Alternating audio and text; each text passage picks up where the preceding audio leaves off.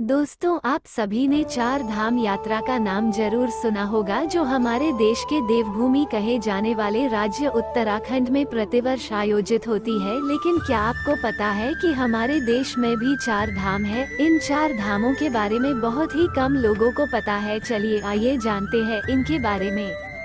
हमारे देश में जब बाहरी देशों का आक्रमण हो रहा था और हमारे देश के लगभग सभी राजा अपना राज्य हार चुके थे, तब एक महान समाज सुधारक और दार्शनिक व्यक्ति गुरु शंकराचार्य, जिन्हें आदि शंकराचार्य जी के नाम से भी जानते हैं, उन्होंने सनातन धर्म की रक्षा का जिम्मा अपने सिर उठाया और निकल पड़े चार धामों की स्थापना करने। मूल चार धामों में से 3 स्थान हमारी सृष्टि के पालनहार भगवान विष्णु को समर्पित है, जिनके नाम है जगन्नाथपुरी, जो भारत के उड़ीसा राज्य में स्थित है।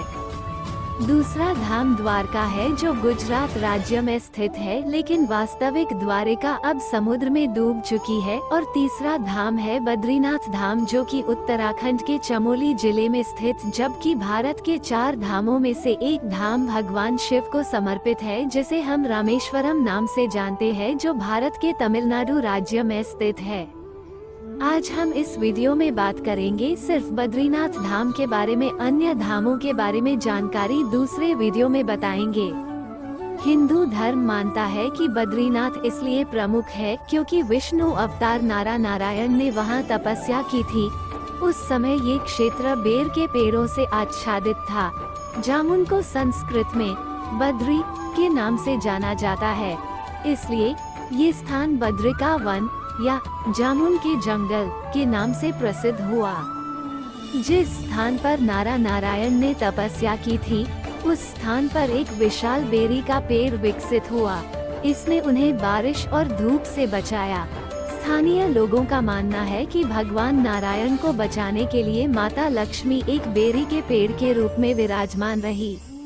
भगवान विष्णु ने माता लक्ष्मी का समर्पण देखकर कहा कि देवी, मेरे नाम से पहले आपका नाम लिया जाएगा, इसलिए लोग हमेशा नारायण से पहले लक्ष्मी का उच्चारण करते हैं। ये हिंदुओं के बीच लक्ष्मी नारायण के उपयोग को बढ़ावा देता है।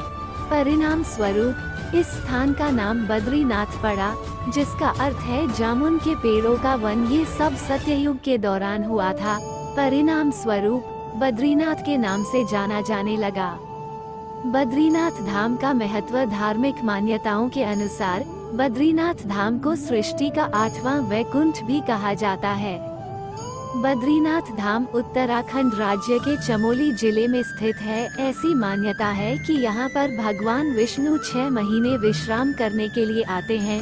साथ ही केदारनाथ धाम में भगवान शंकर विश्राम करते हैं।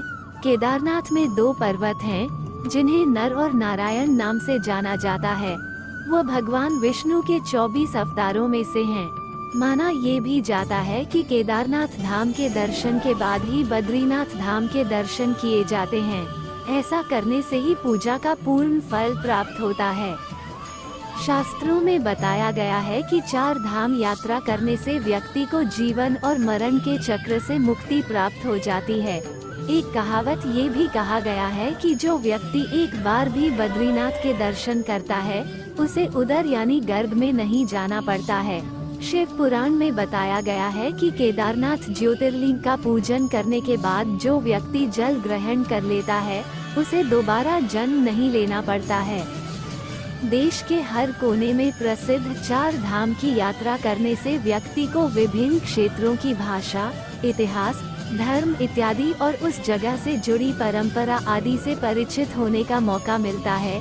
इससे आत्मज्ञान में वृद्धि होती है। अधिकांश लोग बुढ़ापे में तीर्थ यात्रा करते हैं, लेकिन जो लोग जवानी में ही इस तीर्थ यात्रा को पूरा कर लेते हैं, उन्हें परम ज्ञान की प्राप्ति हो जाती है। इसलिए कहा जाता है कि तीर्थ यात्रा फल तो पैदल चलने से ही प्राप्त होता है, जिससे शरीर में ऊर्जा बढ़ती है और ऐसा करने से आयु में वृद्धि होती है। इसलिए शास्त्रों में भी कहा गया है कि जो लोग 4 धाम की यात्रा करते हैं, उन्हें आरोग्यता एवं आयु का आशीर्वाद प्राप्त होता है और वो आजीवन कई प्रकार की शारीरिक समस्याओं से दूर रहते हैं।